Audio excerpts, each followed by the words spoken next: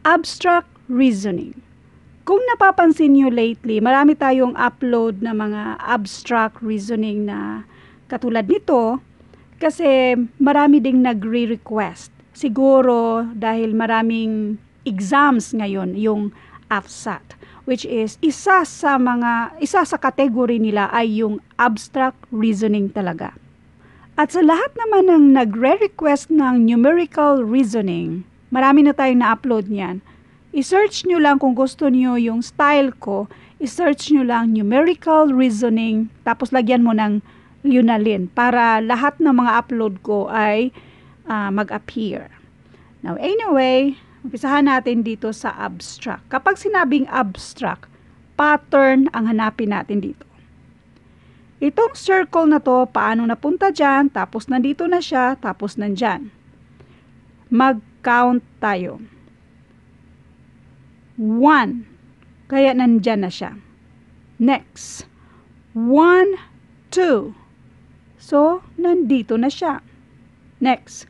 1, 2, 3. Nandyan na siya. Kung nag-count tayo or nag-move tayo ng isa, dalawa dito, tatlo dito, so ang next ay dapat mag-move tayo ng 4. So, therefore, 1, 2, 3, 4. Again. Para mag-gets nyo. 1. Kaya nandyan siya. 1, 2. Kaya nandito siya. 1, 2, 3. Kaya nandyan siya. Next. 1, 2, 3, 4. Erase. Again. 1, 2, 3, 4. Kaya, expect natin na ang next ay dapat nandito. Sa choices naman, isa lang ang nandyan, kaya letter D na ang tamang sagot. Pattern ang hanapin natin. Next, number 2. Ilang sides ba to? 1, 2, 3, 4, 5, 6, 7, 8. Ito. 1, 2, 3, wait. 1, 2, 3, 4, 5, 6, 7. Next. 1, 2, 3, 4, 5, 6. 1, 2, 3, 4, 5. 8, 7, 6, 5. Dapat yung next ay 4 sides. Letter C. Next. Number 3. By the way, sa naghahanap ng shortcut, lalo na itong number 3, isang tingin mo lang, kahit dito ka na titingin, kasi obvious naman na increasing yung number nila. So, alam mo na ang next ay dapat 5 ang lines. So, saan dyan ang 5 na lines? Kaso, ang problema mo ngayon, lahat sila merong 5 lines. So, ngayon titingnan natin yung pattern. Una, nandito banda. Next, nasa baba. Next, bumalik siya dito banda. Nag-add na siya ng linya dyan. Next, bumalik na naman siya dito sa part na to. Therefore, ang panglima ay dapat nasa side yung isang additional line, which is yung letter C. Gets nyo ba yung pattern?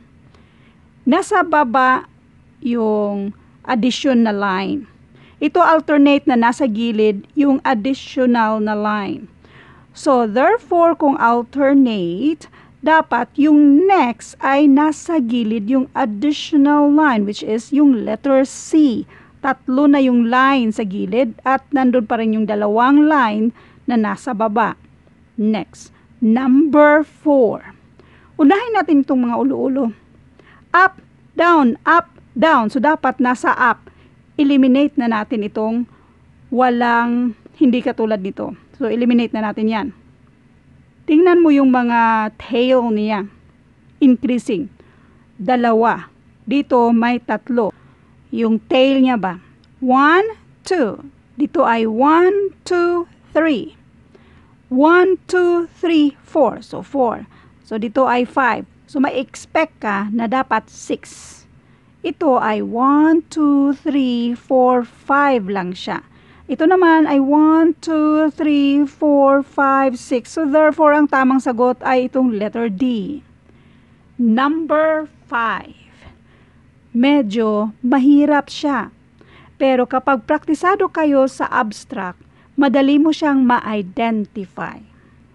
Kasi kung hindi mo siya makuha ng sunod-sunod, parang kuan ba? Ito, nandito na. Pero pagdating dito ay nasa baba naman. Kung hindi mo siya mag-gets, pwede mo namang siyang gawing alternate. Mag-alternate tayo. Tapos ito. Itong si shaded na triangle, sa ka-alternate niya, nag-move siya papunta dito kaya nandyan na siya. Ito namang isa, si shaded na triangle, sa ka-alternate niya, nag-move siya pababa kaya nandyan na siya. Next, itong tingnan natin yung ibang mga shapes. Itong si square, yung ka-alternate niya, na-move lang si square dyan kaya nandito na siya. Yan yung ka-alternate niya. Next, ito namang isa, yung square na ito ay na-move lang siya pataas kaya nandito na rin siya. So, klaruhin natin yung ka-alternate niya. Ito. At yung isa ay ito naman sila. Yan. Ngayon, focus lang tayo sa green. Kasi yung next dito ay yung ka-alternate niya ba. So, focus tayo sa green. Ang, tawag dito, yung square. So, yung square dito sa green, kung papunta doon, kaya napunta na siya dyan, ibaba na siya natin. Kasi in other words, counterclockwise yung moving natin sa mga shapes. So, therefore, dapat ang hanapin natin dito ay yung square na nasa corner tulad ni letter A. Tingnan natin yung ibang choices. Wala na, si letter A lang. Now, kung gusto mong i-double check yung iba, tulad dito sa triangle natin, yung ka-alternate na triangle natin ay nandito na. So, bali, nag-move na naman tayo ng counterclockwise. Kapag sinabing counterclockwise, yung opposite ba sa clock? So, counterclockwise. Now, so itong triangle na to na shaded, counterclockwise, kaya i-up na natin yan para sa next natin. At itong choice A, nandito na nga siya sa taas. So, therefore, ang tamang sagot ay letter A. Ngayon, kung naguluhan kayo sa mga kulay-kulay na yan, ulitin lang natin. Pero kung naintindihan nyo na, pwede nyo nang i-off ang videong ito. Alternate. So, dito lang tayo mag-focus. Yung ka-alternate niya. Kasi, yan yung i-next natin. So, wait. Alternate. Alternate. Yung triangle, na-move siya dito. Kaya nandyan na siya. Yung square naman, na-move siya papunta dito, kaya nandyan na siya. So, therefore, ganun lang natin yung ikot. So, yung square na yan, pagkatapos dito ay ilagay na natin siya sa baba. Kaya, sa choices, itong letter A, nasa baba yung square. Next, si triangle naman ay doon naman siya sa taas. Counterclockwise. At yun na nga naman sa letter A. So therefore, kaya letter A ang tamang sagot. Again, never memorize the answer, kundi yung paraan kung paano natin ito sinagutan. Before we will end this video, mag-random shoutout muna tayo sa kanila na mga nag-iwan ng mga magagandang mensahe na nakakataba ng puso ba? Yung pang good vibes, bali ba? Basahin natin itong comment ni Mary Jane Saino. Sabi niya, "Hi ma'am, I'm a sewer for 12 years at naisip ko po mag-apply ng electronics. Pero wala po akong idea talaga sa abstract.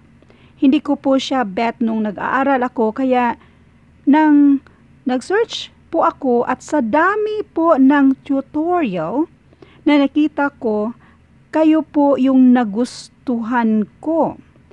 At Na-enjoy ko po yung mga videos nyo. Marami po akong natutunan talaga, lalo na po sa math. Ang galing nyo po mag-explain. Thank you for that. Thank you so much po, ma'am, kasi nakapasa po ako sa exam dahil po sa inyo. God bless po. Thank you so much. Ang ganda ng mensahe niya. Next, shout out kay Ma'am Inday Jen Wanderer.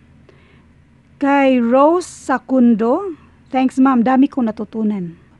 Shout out kay Sir Rolly Cabalunga. Sabi niya, thanks po, ma'am, for always giving advice for the coming exam. Thanks kay Michael J. Imperado. Maraming salamat po. Ngayon basahin natin itong comment ni Ma'am Ami Jean Meneses. Sobrang helpful po ang mga videos niyo, ma'am.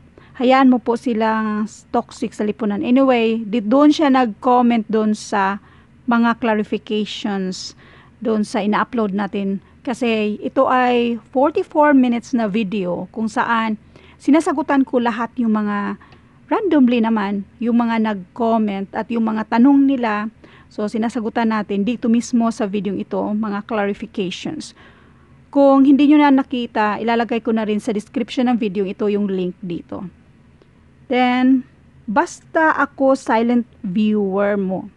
Everyday po nanonood ako ng mga tutorials, parang nag-aaral ako ng libre sa school. God bless po. More uploads pa po. Thank you so much, Ma'am Ami Jean Meneses. Galing naman kay Baby Zakia Rackman. Ang sabi niya, oh my God, thank you so much for this. Ngayon lang po ako naliwanagan. Dagdag pa niya, love lots po. Keep making this kind of video po. Thanks po ulit. Thank you for that. Now, another random shout out. Additional random shout out natin. Galing kay Ninyo Banzagali. Sabi niya, thank you ma'am. Ang dami kong natutunan at matutunan pa. Sabi galing kay John Lloyd Andres, galing po. Di ko po ito naisip dati po. Salamat sa tips. Galing kay James Brian Calma, thanks ma'am, galing niyo po magturo. Galing kay Kathy Digoma, you're so clever ma'am. Galing kay Marjo Sarmiento, galing. Galing naman ito kay Kevin Dapper, thank you ma'am. At kay Malordes Borromeo, God bless po. Keep uploading more videos pa na makakatulong sa nagguguluhan sa numbers. Thanks po. At ito ay galing kay H. Rose 18. Shimar. Ang hirap naman ang pangalan mo. Shimar Osaken. Ito po yung pinakamadaling na intindihan na paliwanag sa math sa buhay ko. Ganda naman ang mensahe niyo po. Thank you po. Maganda talaga pag Tagalog yung paliwanag sa math. Medyo maiintindihan talaga. Super salamat po.